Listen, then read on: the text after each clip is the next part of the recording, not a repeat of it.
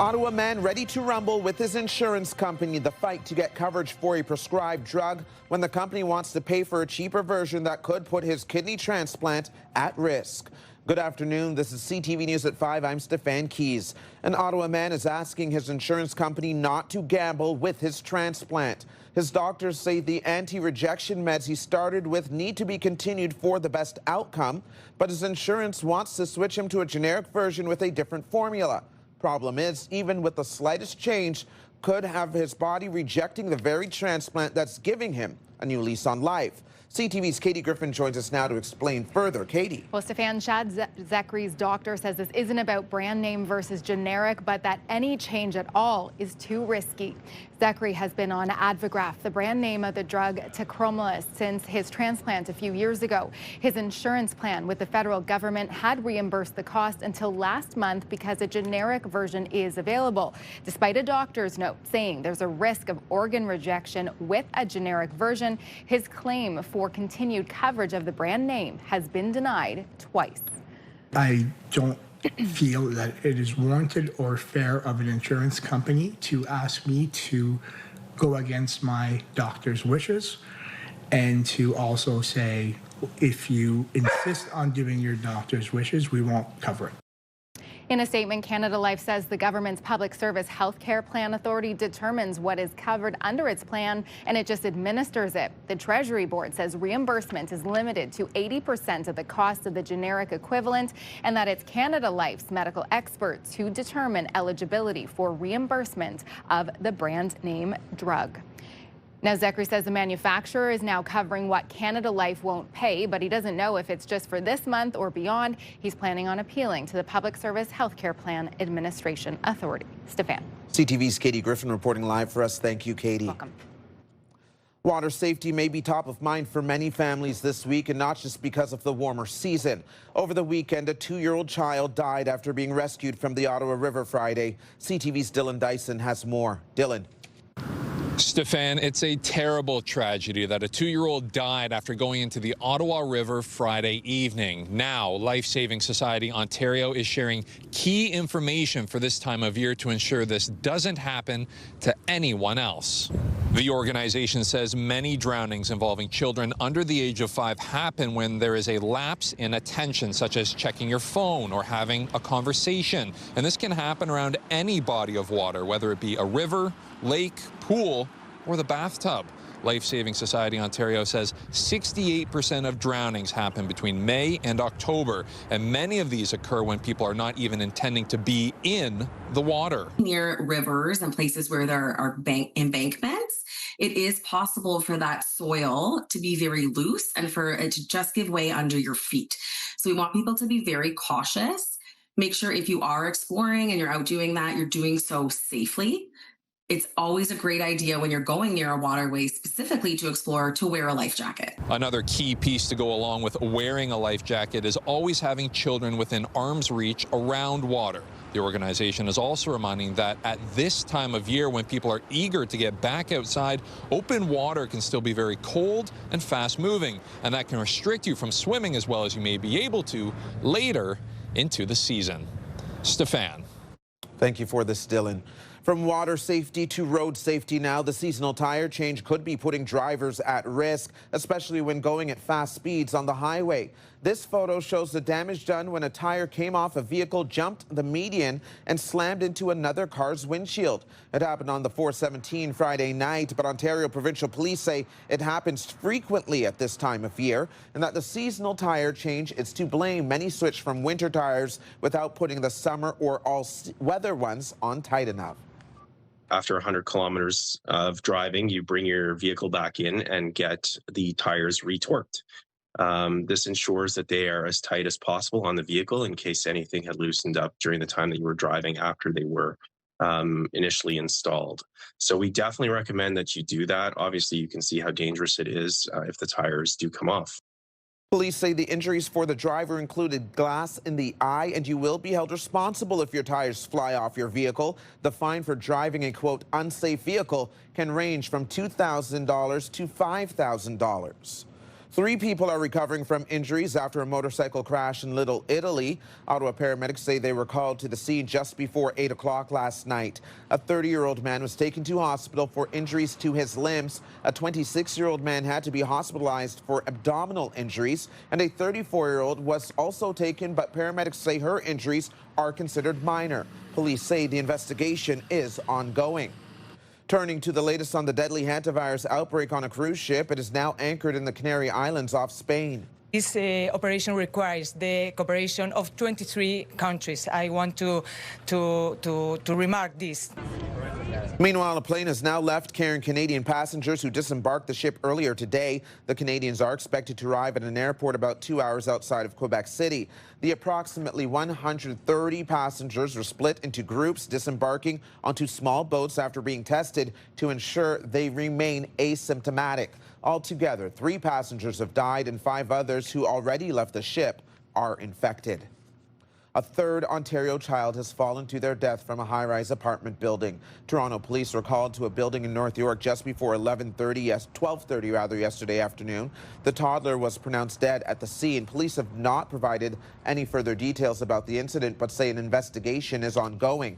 This is the 2nd child to pass away like this in North York in recent weeks. Ottawa had a fatal incident where a 4-year-old fell to his death on April 27th. Today marks the last day for people to fill out their census forms. Statistics Canada says reminder letters will be sent out to households that don't complete the form on time. They may also follow up with phone calls and in-person visits. Not completing the form could eventually result in a $500 fine. The census is completed every 5 years, and the information is used in population-based decisions on how public resources are allocated. Speaking of population and trends, there are some academic researchers who say the number of Canadians staying away from the States could be worse than what numbers suggest. In spite of a bit of an uptick at the land border, cell phone data may suggest the U.S. boycott is still alive and well. CTV's Michael Couture explains. Ottawa's Tulip Festival is a huge draw for tourists.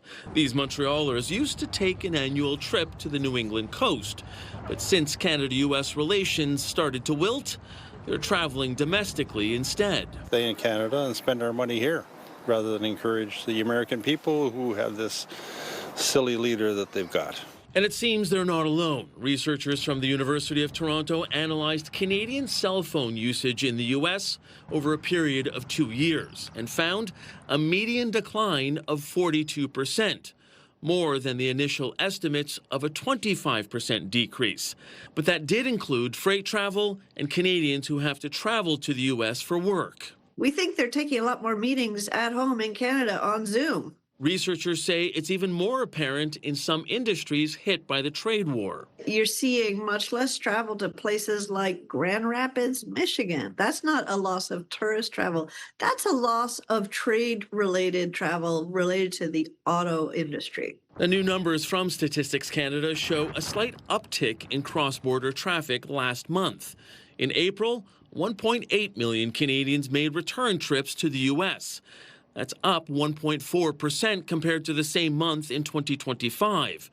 It's the first time there's been an overall increase since December of 2024. There will be those that will not travel to the U.S. no matter what, but I'm seeing many that had that attitude at the beginning are now softening and actually traveling now and going there also. Despite that bump, Stats Canada numbers show when you compare April of this year to April of 2024, before cross-border tensions reignited, travel is down by 30%. Mike Couture, CTV News, Ottawa. Young people in Ontario are doing everything right. The ones who are lucky enough to have a job work hard. Coming up on CTV News at 5, Ontario's NDP putting forward a motion to help young people looking for a summer job. And our Jackie Perez has a first look at the forecast. Jackie. Thanks so much, Stefan. We had some scattered showers throughout our day. It should be clearing in the next couple of hours, but there is still parts of the region a risk of thunderstorm possibly moving through, and this includes along the Seaway as well as here in Ottawa. About 12 degrees right now, about 9 along the Seaway, 10 in Petawawa as well as in Pembroke. And when we take a look at our watches and warnings later this evening, yes, temperatures are still going to drop to close to zero. A frost advisory is in effect until early tomorrow morning. Temperature-wise, when we look at here in Ottawa, we're getting down to about 0 with a few clouds in the sky, so it's going to be a cool start to tomorrow morning, but we are warming up to 14 degrees. We'll get a closer look at your long-term forecast in just a bit. Stick with those umbrellas nearby, though, because by Wednesday we are anticipating more rain on the way. Stefan. Thank you, Jackie. Here's what you need to know. The Chamberfest concert series continues tonight. Trio Inc. is playing at the First Unitarian Congregation on Cleary Avenue, bringing together piano and string instruments. Showtime is 7 p.m. Tickets are available online. A live check on traffic right now. There are some collisions on local roads, including on the 174 East on-ramp from the 417 eastbound. We're seeing some slowdowns on the highway in the westbound lanes. A very heavy bumper-to-bumper traffic from Bronson to Pinecrest. Eastbound, about a 5-minute delay from the 416 to Pinecrest, then another 5-minute delay from Vanier Parkway to Innis. You're watching CTV News at 5.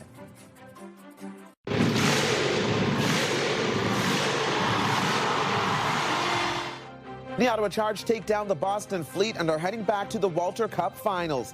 The team came out victorious last night in front of a sold-out crowd, and it was an exciting one that went into double overtime. Ottawa will host the Walter Cup final games on May 18th for Game 3 and May 20th if a Game 4 is necessary. Who they play will depend on what happens between Montreal and Minnesota.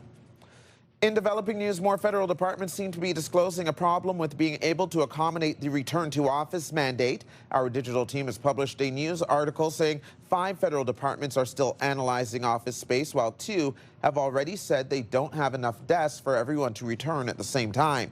CFRA's radio question of the day asked, should the government delay the 4-day-per-week mandate? I could not imagine me working the way it is today, like I had my own little cubicle, and that was good. And I know times have changed after COVID, yes. Even trying to get people back 4 days, if they don't have a spot to go to, I think that's pretty horrendous. Christy Cameron is here with more. Christy, I want your thoughts on this because we've discussed DND maybe not having enough parking spaces for the return to office mandate, and several departments say they don't have enough desks for people to work at for them to come back all at the same time. So should they be delaying the return to office mandate 4 days per week this July? You're right, Steph. From parking to desk space, it's very clear that the federal government is not ready logistically to welcome people back. The directive is 4 days a week in July, but right now we've got to face facts that this is a problem. If some departments don't have the physical space for workers to come back in, if they don't have a reliable booking system where people can book ahead, then this is not going to work. Some departments may end up having different rules. And you know what's going to happen then? Others will complain that it's unfair. How come we're expected to be at work 4 days a week in person, but desks are not available elsewhere, so they don't have to come in? You show up. What if you get there and there isn't a desk? You find a conference room to work in, and if that fails, what do you do then? Do you drive home? Whether you think public servants should be in the office or not, there are practical issues here that cannot be ignored. Forcing it and moving ahead is not going to resolve the problem. Right. You do have to figure this out. It would suggest to me that the entire mandate is more about optics than operational readiness. Yeah, definitely. What's that saying? Good politics leads to bad policy? Yeah, thank you for this, Christy. Thanks. You can join the conversation and leave a comment through the Talkback feature on the iHeartRadio app. You can listen live to Christy Cameron on News Talk 580 CFRA weekdays from 2 to 6. And now watch Christy's segments anytime on YouTube. Subscribe to the News Talk 580 CFRA channel. Hopefully once they're in the area and in the business, they'll come back and maybe experience what Centertown has to offer, because there's a lot. We have a lot of businesses. Coming up on CTV News at 5, bringing people back to Centertown. The neighborhood wants your business and has a plan to remind you why you shouldn't stay away. More on that a little later. Coming up tonight on CTV after the 6 o'clock news, E-Talk starts at 7, then back-to-back episodes of The Big Bang Theory at 7:30, Hockey Fanatics at 8:30, and then more episodes of The Big Bang Theory begin at 9, followed by The Rookie at 10. Now for another check on the weather, let's check back in with Jackie Paris, who's joining us live in studio. Jackie. Well, thanks so much, Stefan. We did see a little bit of those scattered showers moving through, and the wind gusts have actually picked up as well, but it is expected to calm down in the next couple of hours or so. Here's a live look through our Centennial Glass sky cam, where it is 12 degrees right now, showcasing Kaweki Point. We do see a lot of the green moving through and sunshine as well. A beautiful spot to check out the sunset. Again, we are still sitting below seasonal for this time of year, and those temperatures will likely continue to remain cool for at least the next few days. Here's a look at the conditions, though. Lots of mainly sunny sky expected for our Tuesday. Very dry day as well, but I did mention we are still below seasonal. This is what Wednesday is going to look like. We are anticipating a weather system to move through. We will get to that in just a bit. But first, temperature-wise, starting things off tomorrow morning at 2 degrees. Again, we are going to get a little bit of cloud cover, but we're only warming up to about 13 degrees. And once the sun sets, we are getting back down to about 11 degrees. So still fairly cool for this time of year. -1 for the valley in the overnight. Clear skies, though. A mix of sun and cloud for tomorrow. 14 degrees, the anticipated daytime high. Very similar in the Seaway, where temperatures are going down to about 1 degree. 12 degrees, the anticipated daytime high. So we talked about that cool temperatures. Tuesday and Wednesday, we are going to be sitting in the mid-teens. It's going to be 11 for Wednesday. And yes, we are going to get heavier rain moving through. 15 to 20 millimeters is the anticipated cumulative rain that we are expecting. 14 degrees is what we're getting for Thursday, with a chance of showers. While Friday and Saturday, we are slightly going to see a slim chance of those showers moving through. I am hopeful that we are going to be hitting that 20 and 21 degrees as we look towards our weekend. So the start of this week, cool, a little rainy, but by the time we get to the end of the week, those temperatures are going to get back up to seasonal conditions. Weather is brought to you by Manotick Tree, complete tree care from start to stump. All right, so Stefan, tomorrow you will not need your umbrella, but keep it close by for Wednesday because, again, we are tracking this rain that is going to be moving through, and the early forecast is showing between 15 to 20 millimeters of rain moving through. All right, thank you, Jackie. Here's a look at the stories you're checking out right now on CTV News Ottawa.ca. OPP cannot warn you enough about the dangers of distracted driving or the consequences with the fines associated with it. This headline reads that an Eastern Ontario driver was caught watching a movie on the phone while speeding, while also telling police they were late for work. All the details are on our website, ctvnewsottawa.ca. Food, electricity, everything, gas, for instance, right now, like people are, they are suffering.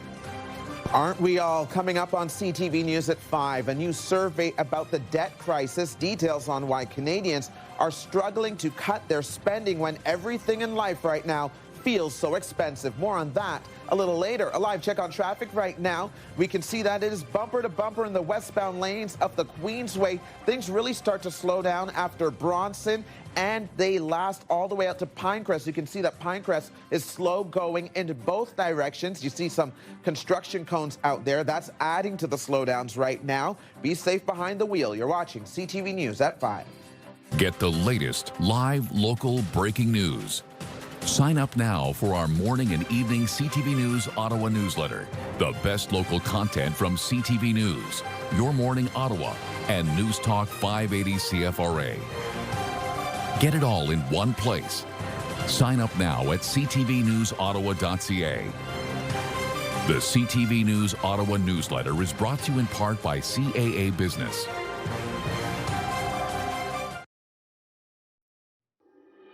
Here's another live look through our Centennial Glass sky cam. The temperature right now is 12 degrees. As you can see, the wind is shaking the camera a little bit, and we are going down to a low of 0 tonight. As Jackie mentioned, there's a frost advisory in effect, so be on the lookout for that. Bundle up. Time now for a look ahead to CTV News at 6. Here's Patricia Bull. Thanks, Steph. Here's what we're working on for 6 o'clock.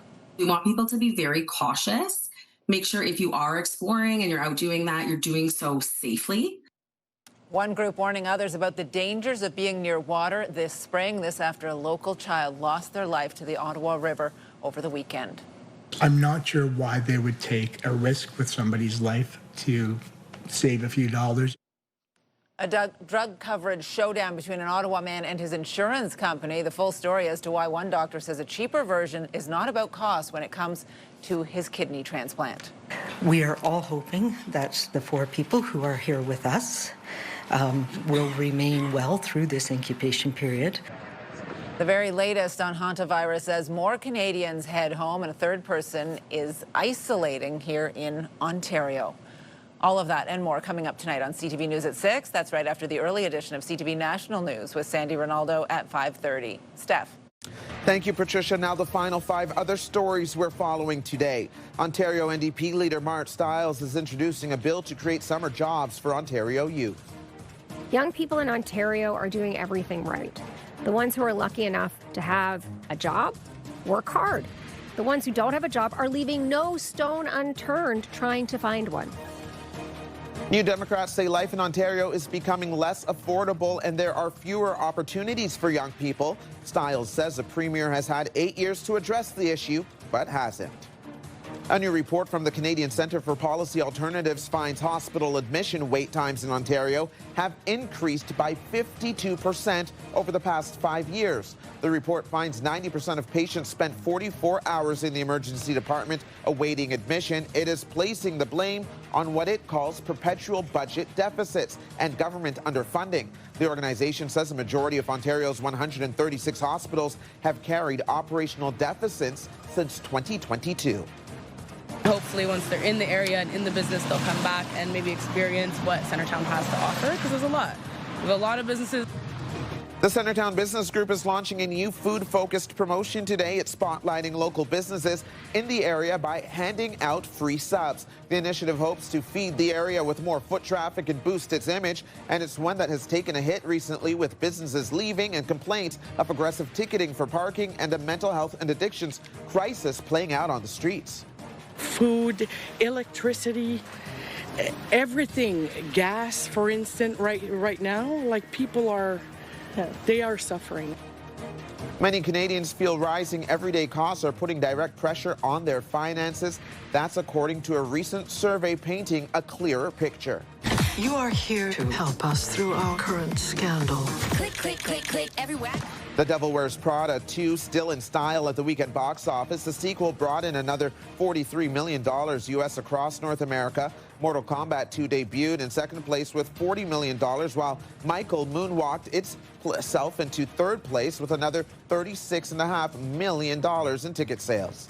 That is CTV News at 5. I'm Stefan Keys. Be sure to join Patricia Bull for CTV News at 6. The early edition of National starts now.